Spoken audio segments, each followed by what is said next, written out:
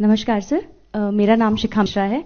हमारी जो युवा पीढ़ी है और जो आने वाली पीढ़ियां हैं, हमने श्री राम की और सनातन धर्म की एक अलग ही परिभाषा बनाई हुई है आजकल, वो जय श्री राम सुन के और मूवीज वगैरह देख के। तो आपसे मैं जानना चाहूंगी कि हमारे लिए कौन सा सही तरीका होगा जिससे हम प्रभु राम को जान पाए जो प्रभु श्री राम हैं। देखिए, जो आपने बात कही वो सही बात है। मूवीज में एक इमेज बनी हुई है कि टीका लगाए, कंठी माला पहने और धोती कुर्ता पहने व्यक्ति विलेन ही होगा, ये तय मान लीजिएगा। और इतना ही नहीं, धर्माचार्य तो धूर्त होगा। इतना ही नहीं, प्रोफेसर मजाक का पार्ट होगा। पढ़ने लिखने वाला छात्र बेवकूफ होगा, वो चतुर महालिंगम होगा। और क्लास बंक करने वाला इंटेलिजेंट होगा। पॉकेट मारने वाला व्यक्ति जो होगा वो तो उदार होगा, क्योंकि वो चोरी करके बांट रहा होगा। ठीक। और जो बिजनेसमैन है या जो नौकरी कर रहा वो बेवकूफ टाइप का दिखाया जाएगा, वो जिंदगी की दौड़ में पिछड़ता दिखाया जाएगा। अरे बहुत सारी चीजें दिमाग में भरी गई हैं फिल्मों में। ये बताइए, ये फौजी के डिसिप्लिन का मजाक उड़ेगा। हर हिंदी फिल्म में साउथ इंडियन मजाक का पार्ट होगा। हम लोग के जन्म के आसपास के जमाने की फिल्म वो कौन सी थी, पड़ोसन, मास्टर पिल्लई, एक चतुरनार करके सिंगार, वो भी मजाक के पार्ट होंगे। और अभी इधर कौन सी फिल्म थी, इसमें खजाना खोजने के लिए जाते हैं, जिसमें वो कहता है कि गोवा तक पहुंचने के लिए कितना टाइम लगेगा। उसने कहा जब तक नाम बताऊंगा तो बता देगा, श्रीनिवास, वेंकटेश, फलाना, अय्यर, उसका ही मजाक। भाई ये क्या है, उत्तर दक्षिण में लड़ाना है। हर फिल्म में सरदार मजाक का पार्ट होगा।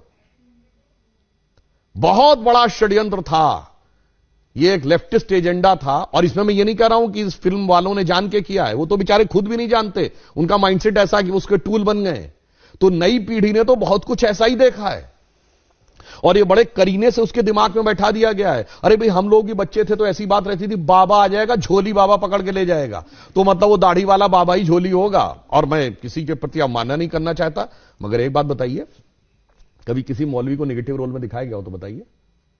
इवन आतंकवाद वाली फिल्मों में भी उसको कैरेक्टर रोल में दिखाया जाएगा। ये सोचने की बात है। एक ही फिल्म में, अमिताभ बच्चन जी की फिल्म है 1970 के दशक की, जिसमें जब उनकी भाभी आती हैं और या मां अगर उनको प्रसाद देगी, मैं नहीं लेता ऐसा प्रसाद, मैं नहीं मानता ऐसे भगवान को जो गरीब का पेट नहीं भर सकता, उसी फिल्म में 786 का बिल्ला उनकी जान बचाता है और उसको यूं हाथ से लगा रखते। सोचिए कैसे दिमागों में चीजें भरी गई हैं। इसलिए मैं युवा पीढ़ी से कहूंगा, इस जगत प्रपंच से बाहर निकलिए और ओरिजिनल अपने टेक्स्ट पढ़िए। विवेकानंद का साहित्य पढ़िए, स्वामी राम तीर्थ का साहित्य पढ़िए, श्री अरविंदो का साहित्य पढ़िए। गांधी जी ने जो बातें बताएं, आप सब ने शनि की 7.5 वर्ड सुना होगा। ये 7.5 का मतलब क्या होता है? शनि एक राशि पे 2.5 साल रहता है और वो इतना शक्तिशाली, जिसे ढैया कहते हैं आप, एक उसकी इतना शक्तिशाली होता है कि एक राशि आगे और एक राशि पीछे तक इंपैक्ट रखता है। यानी कोई बहुत पावरफुल है तो उसका इंपैक्ट एक स्टेप आगे एक स्टेप पीछे, तो 2.5, 2.5, 2.5, 7.5।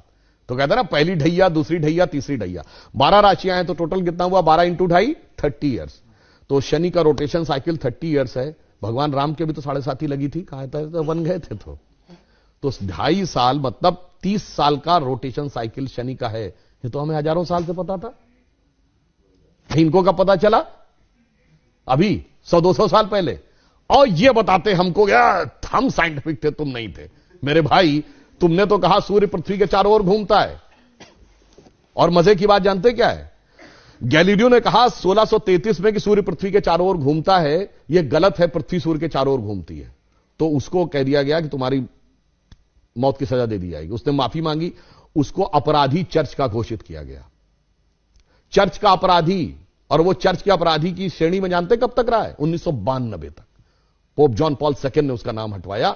वरना जिस जमाने में स्पेस में सैटेलाइट पहुंच गया, आदमी 69 में चांद पहुंच गया, और तब तक वो इस बात के लिए दोषी था। मगर कोई नहीं कहता उनसे कि आपके धर्म में कोई आपत्तिजनक बात लिखी हुई है, इसे हटाने की आवश्यकता है। मगर जहां सबसे साइंटिफिक बातें लिखी हैं, वहां पे लोग कहते हैं कि इसमें हटाने की आवश्यकता, उसको हटा। इस षड्यंत्र को समझना चाहिए।